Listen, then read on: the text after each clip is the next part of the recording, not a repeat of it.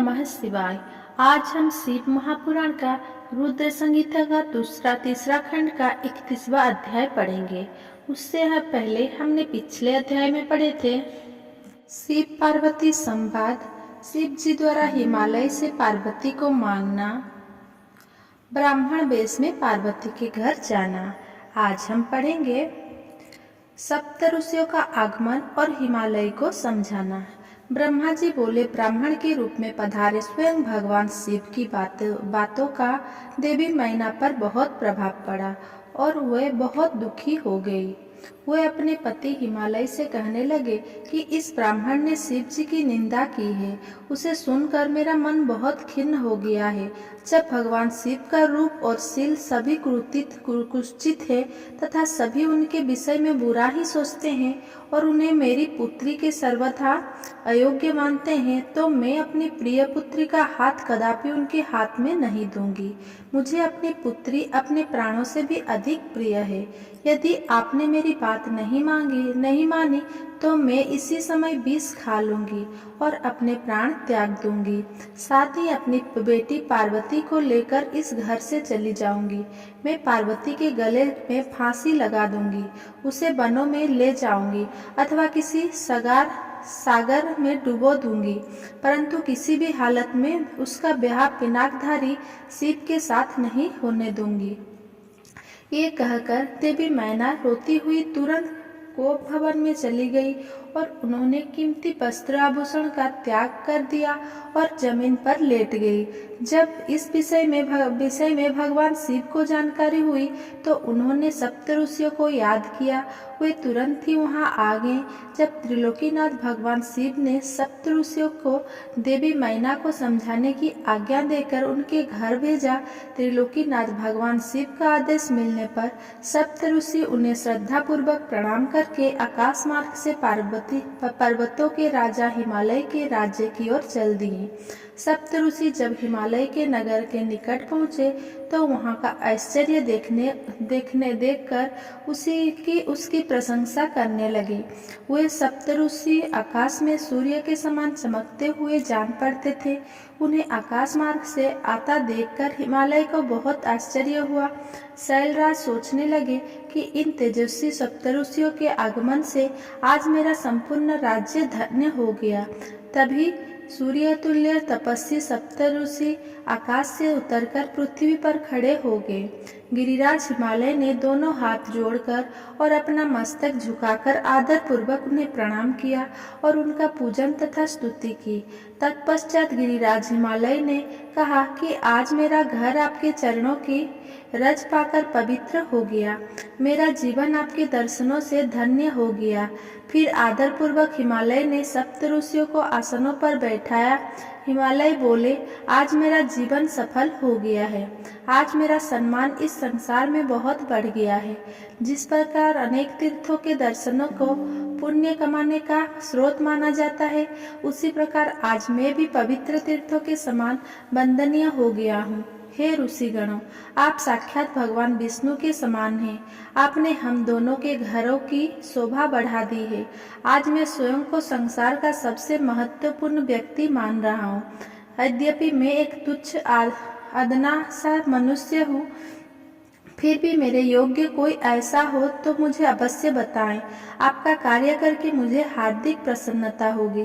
सप्त ऋषि कहने लगे, हे शैलराज, भगवान शिव इस संपूर्ण जगत के पिता हैं। वे निर्गुण और निराकार हैं। वे सर्वज्ञ हैं। वही परम ब्रह्मा परमात्मा पर है और वे ही सर्वेश्वर। वे ही इस जगत का आदि और अंत है। आप भली भांति त्रिलोकीनाथ भगवान शिव के विषय में सब कुछ जानते ही हैं।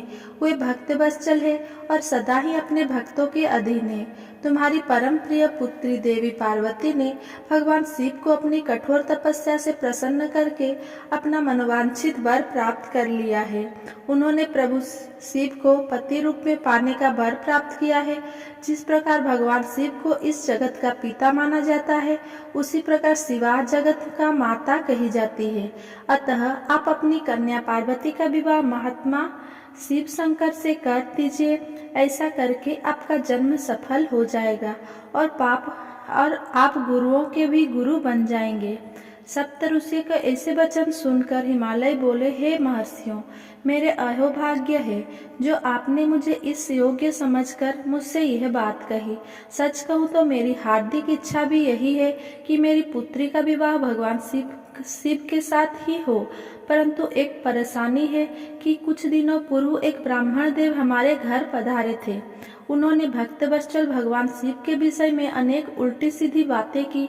उस वैष्णव ब्राह्मण ने शिव जी की घोर निंदा की, उन्हें अमंगलकारी बताया। ये सब बातें सुनकर मेरी पत्नी देवी मैना की बुद्धि पलट गई है, उनका समस्त ज्ञान भ्रष्ट हो गया है। अब वे अपनी पुत्री पार्वती का विवाह परम योगी सूर्य रुद्रदेव से कदापि नहीं करना चाहती है। हे सप्तऋषियों, वे जिद करके बैठी है कि वह अपनी पुत्री पार्वती का विवाह भगवान शिव से नहीं करेंगी। इसीलिए वे लड़ झगड़ कर सभी आभूषण तथा राजसी वस्त्रों को त्याग कर कोप भवन में जाकर लेट गई है। मेरे बहुत समझाने पर भी वे कुछ नहीं समझ रही है। आपसे सच सच अपने दिल की इच्छा कहूँ तो उन वैष्णव ब्राह्मण की बातें सुनकर अब मैं भी नहीं चाहता कि मेरी पुत्री का विवाह शिव जी से हो। नारद, इस प्रकार भगवान शिव की माया से मोहित होकर गिरिराज हिमालय ने ये सब बातें कही और यह कहकर चुप हो गए। तब सप्तऋषियों ने कोप भवन में लेटी हुई देवी मैना को समझाने के लिए देवी अरुंधति को भेजा। अपने पति की आज्ञा पाकर देवी अरुंधति उस कोप भवन में पहुंची, जहां देवी मैना रुष्ट होकर पृथ्वी पर लेटी हुई थी और पार्वती उनके पास ही बैठकर उन्हें समझा रही थी। साध्वी अरुंधति बड़े ही मधुर स्वर में बोली, देवी मैना उठिए, मैं अरुंधति और सप्तऋषि तुम्हारे घर पधारे हैं। देवी अरुंधति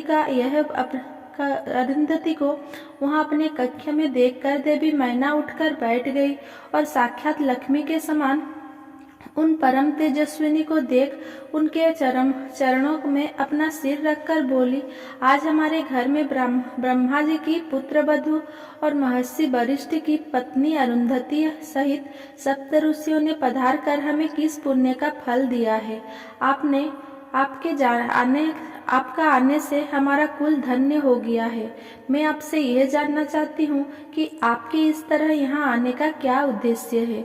देवी मैना के ऐसा कहने पर देवी अरुंधति मुस्कुराई और उन्हें समझाकर कोप भवन से बाहर उस स्थान पर ले गई जहाँ सप्तऋषियों सहित गिरिराज हिमालय बैठे हुए थे। तब देवी मैना को वहां आया देखकर श्रेष्ठ और परम ज्ञानी सप्तर्षि भगवान शिव को मन में स्मरण कर समझाने लगे। सप्तऋषि बोले, हे शैलराज, तुम अपनी पुत्री पार्वती का विवाह त्रिलोकीनाथ भक्तवत्सल भगवान शिव से कर दो। वे तो सर्वेश्वर है, वे कभी भी किसी से याचना नहीं करते। जगत की रचना की स्रोत ब्रह्मा जी ने तारकासुर को यह वरदान दिया है कि केवल शिव पुत्र के हाथों ही उसका वध होगा। वो इस समय तारकासुर के कारण तीनों लोकों में हाहाकार मचा हुआ है। उसने देवराज इंद्र सहित सभी देवताओं को स्वर्ग से निकाल दिया है, साथ ही वो निर्दोष लोगों का भी शत्रु बन बैठा है। साधुओं और ऋषि मुनियों को यज्ञ नहीं करने देता तथा उनकी पूजा उपासना को तारकासुर के सैनिकों समय समय पर नष्ट कर देते हैं। उन्होंने सभी के जीवन को कष्टकारी बना रखा है। इस संसार में व्याप्त बुराइयों और दुष्प्रवृत्तियां के विनाश के लिए संहारक रुद्रदेव का पुत्र ही सबसे उपयुक्त है। उस वीर और बलवान पुत्र की प्राप्ति के लिए आवश्यक है कि भगवान शिव विवाह कर ले। इसीलिए ब्रह्मा जी ने भगवान शिव से विवाह करने की प्रार्थना की है। ये सर्वविदित है कि भगवान शिव परम योगी है और विवाह के लिए उत्सुक नहीं है। तुम्हारी पुत्री पार्वती ने भगवान शिव की कठोर तपस्या करके शिव को अपना पति बनाने के लिए वर प्राप्त किया है। यही कारण है कि महादेव जी देवी पार्वती का पाणी ग्रहण करना चाहते हैं। सप्त ऋषियों की यह बात सुनकर हिमालय विनय पूर्वक बोले, हे ऋषिगण, आपकी बातें सही है, परंतु जहाँ तक मैं जानता हूँ शिव जी के पास ना तो रहने के लिए घर है, ना ही कोई नाते रिश्तेदार है और ना ही बंधु बांधव है। उनके पास कोई राजपाट भी नहीं है और ना ही वे ऐश्वर्य और विलासित का जीवन ही जीते हैं। आप वेद विधाता ब्रह्मा जी के पुत्र हैं, इसीलिए मैं आपका आदर और सम्मान करता हूँ। आप परम ज्ञानी हैं और ये जानते हैं कि जो पिता काम, मोह, भय अथवा लोभ के कारण अपनी कन्या का विवाह अयोग्य वर से कर देते हैं, वे मरने के बाद नरक के भागी होते हैं। इसीलिए मैं कोई ऐसा कार्य नहीं करना चाहता जिससे मैं नरक का भागी बनूं। मैं अपने प्रिय पुत्री पार्वती का विवाह स्वेच्छा से कभी भी शूलपाणी शिव के साथ नहीं करूंगा। यहाँ मेरा और मेरी पत्नी मैना दोनों का फैसला है। हे महर्षियों, आप परम ज्ञानी और समझदार हैं, इसीलिए हमारे लिए उचित विधान को बताकर हमें कृतार्थ करें। 30वां अध्याय, वरिष्ठ मुनि का उपदेश। ब्रह्मा जी बोले, हे नारद, हिमालय के कहे वचनों को सुनकर महर्षि वरिष्ठ बोले, हे शैलराज, भगवान शंकर इस संपूर्ण जगत के पिता हैं और देवी पार्वती इस जगत की जननी है। शास्त्रों की जानकारी रखने वाला उत्तम मनुष्य वेदों में बताए गए 3 प्रकार के वचनों को जानता है। पहला वचन सुनते ही बड़ा प्रिय लगता है, परंतु वास्तविकता में यह वो असत्य और अहितकारी होता है। इस प्रकार का कथन हमारा शत्रु ही कह सकता है। दूसरा वचन सुनने में अच्छा नहीं लगता, परंतु उसका परिणाम सुखकारी होता है। तीसरा वचन सुनने में अमृत के समान लगता है तथा वह परिणाम तो हित करने वाला होता है। इस प्रकार नीति शास्त्र में किसी बात को कहने के 3 प्रकार बताए गए हैं। आप इन 3 प्रकार में किस तरह का वचन सुनना चाहते हैं, मैं आपकी इच्छानुसार ही बात करूंगा। भगवान शंकर सभी देवताओं के स्वामी हैं। उनके पास दिखावटी संपत्ति नहीं है।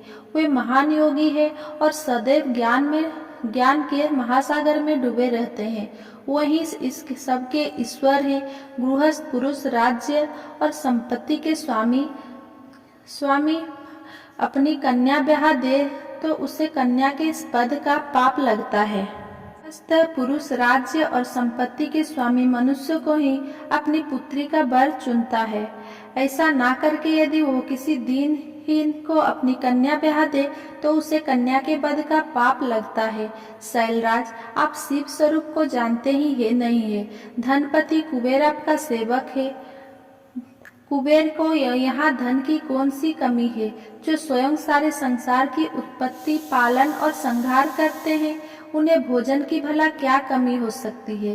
ब्रह्मा, विष्णु और रुद्रदेव सभी भगवान शिव का ही रूप है। शिव जी से प्रकट हुई प्रकृति अपने अंश से 3 प्रकार की मूर्तियों को धारण करती है। उन्होंने मुख से सरस्वती, वक्षस्थल से लक्ष्मी एवं अपने तेज से पार्वती को प्रकट किया है। भला उन्हें दुख कैसे हो सकता है। तुम्हारी कन्या तो कल्प कल्प में उनकी पत्नी होती रही है एवं होती रहेगी। अपनी कन्या सदाशिव को अर्पण कर दो। तुम्हारी कन्या के तपस्या करते समय देवताओं की प्रार्थना पर सदाशिव तुम्हारी कन्या के समीप पहुंचकर उन्हें उनका मनोवांछित वर प्रदान कर चुके हैं। तुम्हारी पुत्री पार्वती के कहे अनुसार शिव जी तुमसे तुम्हारी कन्या का हाथ मांगने के लिए तुम्हारे घर 2 बार पधारे थे, पर तुम उन्हें नहीं पहचान सके। वे नटराज और ब्राह्मण वेशधारी शिव ही थे जो तुम्हारी कन्या का हाथ मांगने आए थे, पर तुमने मना कर दिया। ये तुम्हारा दुर्भाग्य नहीं है तो क्या है। अब यदि तुमने प्रेम से शिव जी को अपनी कन्या का दान ना किया तो भगवान शंकर बलपूर्वक ही तुम्हारी कन्या से विवाह कर लेंगे। शैलेंद्र, ये बात अगर आप ठीक से नहीं समझेंगे तो आपका अस्तित्व ही समाप्त हो जाएगा। आपको शायद ज्ञात नहीं है कि पूर्व में देवी शिवा ने ही प्रजापति दक्ष की पत्नी के गर्भ से जन्म लिया था और सती के नाम से प्रसिद्ध हुई थी। उन्होंने कठोर तपस्या करके भक्त वत्सल भगवान शिव को वरदान स्वरूप पति के रूप में प्राप्त किया था, परंतु अपने पिता दक्ष द्वारा आयोजित महान यज्ञ में अपने पति त्रिलोकीनाथ भगवान शिव की अवहेलना एवं निंदा होते देखकर उन्होंने स्वेच्छा से अपने शरीर को त्याग दिया था।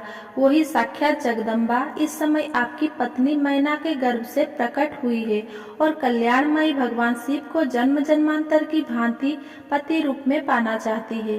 अतः गिरिराज हिमालय, आप स्वयं अपनी इच्छा से अपनी पुत्री का हाथ महादेव जी को हाथ में सौंप दीजिए। इन दोनों का साथ इस जगत के लिए मंगलकारी है। शैलराज, यदि आप स्वेच्छा से शिव जी और देवी पार्वती का विवाह नहीं करेंगे तो पार्वती स्वयं अपने आराध्य भगवान शिव के धाम कैलाश पर्वत चली जाएंगी।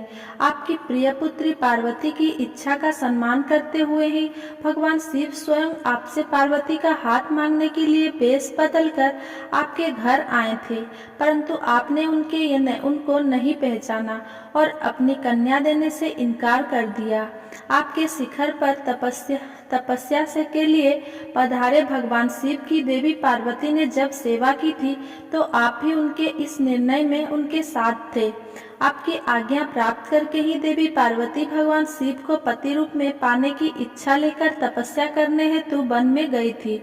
उनके इस प्रण और कार्य को आपके अपने सहारा था। फिर आज ऐसा क्या हो गया कि आप अपने ही वचनों से पीछे हट रहे हैं? भगवान शिव ने देवताओं की प्रार्थना स्वीकार करके हम सप्त ऋषियों को और देवी अरुंधति को आपके पास भेजा है। इसीलिए हम आपको यह समझाने आए हैं कि आप पार्वती जी का हाथ सा करके आपको बहुत आनंद मिलेगा। भगवान शिव ने तपस्या के पश्चात प्रसन्न होकर देवी पार्वती को यह वरदान दिया है कि वह उनकी पत्नी हो। भगवान शिव परमेश्वर है, उनकी वाणी कदापि असत्य नहीं हो सकती। उनका वरदान अवश्य सत्य सिद्ध होगा। इसीलिए हम सप्त ऋषि आपसे यह अनुरोध कर रहे हैं कि आप इस विवाह हेतु प्रसन्नता पूर्वक अपनी स्वीकृति प्रदान करें। ऐसा करके आप अपने परिवार का ही नहीं समस्त मानवों और देवताओं का कल्याण करेंगे। 30वां अध्याय, अनरण्य राजा की कथा। ब्रह्मा जी बोले, हे नारद, कुल की रक्षा करने के लिए किसी एक का त्याग कर देना ही नीति शास्त्र कहलाता है। जिस प्रकार राजा अनरण्य ने अपने राजपाट संपत्ति और अपने परिवार की रक्षा के लिए अपनी पुत्री का विवाह एक ब्राह्मण से कर दिया था, इसी प्रकार लोक कल्याण के लिए आपको भी स्वीकृति दे ही देनी चाहिए। राजा अनरण्य के बारे में सुनकर शैलराज हिमालय ने पूछा, हे महर्षि, मैं राजा अनरण्य की कथा सुनना चाहता हूँ। गिरिराज हिमालय के ऐसे वचन सुनकर मुनि वरिष्ठ बोले, हे पर्वतराज, महाराजा मनु की 14वीं संतान इंद्र सावर्णी के वंश में ही राजा अनरण्य का जन्म हुआ था। वे भगवान शिव के परम भक्त थे। 7 द्वीपों पर उनका राज था। राजा अनरण्य ने भृगु मुनि को अपना आचार्य बनाकर 100 यज्ञ पूर्ण कराए थे। राजा अनरण्य की 5 रानियां, 100 पुत्र, वो एक साक्षात लक्ष्मी स्वरूपा परम सुंदरी कन्या थी जिसका नाम पद्मा था। पद्मा इकलौती पुत्री होने का कारण वो बहुत लाडली थी। राजा अनरण्य और उनकी 5 रानियां पद्मा को बहुत प्यार करते थे। राजा बहुत ही सरल, न्यायप्रिय और उदार थे। देवताओं द्वारा स्वर्ग का सिंहासन दिए जाने पर उन्होंने उसे ग्रहण करने से इनकार कर दिया था। जब राजा अनरण्य की प्रिय पुत्री पद्मा विवाह के योग्य हुई तो राजा अनरण्य को उसके विवाह की चिंता सताने लगी। पद्मा के लिए योग्य वर की खोज शुरू हो गई। चारों दिशाओं में सुयोग्य वर की तलाश की जा रही थी। अनेकों राजाओं को पत्र लिखे गए। एक दिन स्वयंवश देवी पद्मा वन में विहार के लिए अपनी सखियों के साथ गई हुई थी। वहाँ तपस्या करके लौट रहे ऋषि पिप्पलाद की दृष्टि फंस गया था। एक दिन ऋषि पिप्पलाद पुष्पाभद्रा नामक नदी में स्नान करने आ गए। स्वयंवश राज्य अनरण्य की परम सुंदरी पुत्री पद्मा भी वहाँ उपस्थित थे। उसे पुनः देखकर ऋषि पिप्पलाद के मन की इच्छा पूरी हो गई। उन्होंने पद्मा की सखियों और सैनिकों से उसका परिचय प्राप्त कर लिया। वही कुछ मनुष्य ने ऋषि की हंसी उड़ाते हुए कहा कि ऋषि जी, आपका मन देवी पद्मा पर मुग्ध हो गया है, तो आप महाराज से उन्हें मांग क्यों नहीं लेते? इस प्रकार के वचन सुनकर पिप्पलाद लज्जित तो हुए, परंतु उनके दिल में सुंदरी पद्मा को पाने की इच्छा कम न होकर और बलवती हो गई। स्नान, नित्य कर्म और शिव पूजन आदि से निवृत्त होकर मुनि पिप्पलाद राजा अनरण्य की सभा में चले गए। अपने दरबार में मुनि को पधार देखकर राजा अनरण्य ने चरण छूकर उनका अभिवादन किया तथा विधिवत पूजन करने के पश्चात उन्हें आसन पर बैठाया तथा पूछा कि मैं आपकी क्या सेवा कर सकता हूँ। इस पर ऋषि पिप्पलाद बोले, राजा आप अपनी कन्या पद्मा को मुझे सौंप दीजिए। ये सुनकर राजा चुप हो गए। इस पर पिप्पलाद मुनि कहने लगे कि राजा, यदि शीघ्र ही तुमने अपनी कन्या को मुझे नहीं दी तो मैं क्षण भर में ही तुम्हें और तुम्हारे कुल को भस्म कर दूंगा। यह बात सुनकर राजा, उनकी रानियां, नौकर, चाकर, दासियों सभी रोने लगी। राजा अनरण्य यह सोच अत्यंत व्याकुल हो उठे कि कैसे वह अपनी फूलों से भी कोमल पुत्री का हाथ एक बूढ़े ऋषि को दे। राजा इसी चिंता में डूबे हुए थे कि वे क्या करें कि तभी वहां उनके पुरोहित और राजगुरु आ पहुंचे। राजा ने सारा वृत्तांत उन्हें सुनाया। इस पर राजगुरु बोले कि राजन, आपको अपनी कन्या का विवाह किसी से तो करना ही है, तो क्यों न उसका विवाह ऋषि पिप्पलाद से ही कर दिया जाए। इससे आपके कुल की भी रक्षा हो जाएगी। ये ब्राह्मण इस कुल का विनाश कर दे, इससे तो अच्छा है कि पद्मा का विवाह इन्हीं से हो जाए। इस प्रकार अपने राजपुरोहित और राजगुरु के वचन सुनकर राजा अनरण्य ने अपने कुल की रक्षा करने के लिए अपनी कन्या को वस्त्र आभूषण से अलंकृत करा उसे ऋषि पिप्पलाद को अर्पित कर दिया। तत्पश्चात देवी पद्मा और ऋषि पिप्पलाद का वैदिक रीति से परिणयोत्सव संपन्न हुआ तथा राजा ने प्रसन्नता पूर्वक अपनी पुत्री को विदा कर दिया। राजा अनरण्य से विदा लेकर ऋषि पिप्पलाद अपनी पत्नी पद्मा को साथ लेकर अपनी आश्रम पर पहुँचे। इस शोक में कि हमने अपनी पुत्री को एक वनवासी बूढ़े को सौंप दिया है, राजा अनरण्य राजपाट छोड़कर वन में चले गए। अपने पति और पुत्री को याद में रो रो कर रानी ने अपने प्राण त्याग दिए। उनके घर परिवार में चारों ओर दुख ही दुख था। राजा अनरण्य ने शिव कृपा से शिवलोक को प्राप्त किया। तत्पश्चात उनके पुत्र का कीर्तिमान ने राज्य किया और उनके कुल का नाम चारों ओर फैला। इसीलिए हे हिमालय, आप अपनी पुत्री को भगवान शिव को अर्पण करके अपने राज्य, कुल और धन की रक्षा करके सभी देवताओं को अपने अधीन कर लीजिए। अगर मेरा ये वीडियो आपको पसंद आया हो तो मेरा वीडियो को लाइक, कमेंट, शेयर करें एंड मेरे चैनल को सब्सक्राइब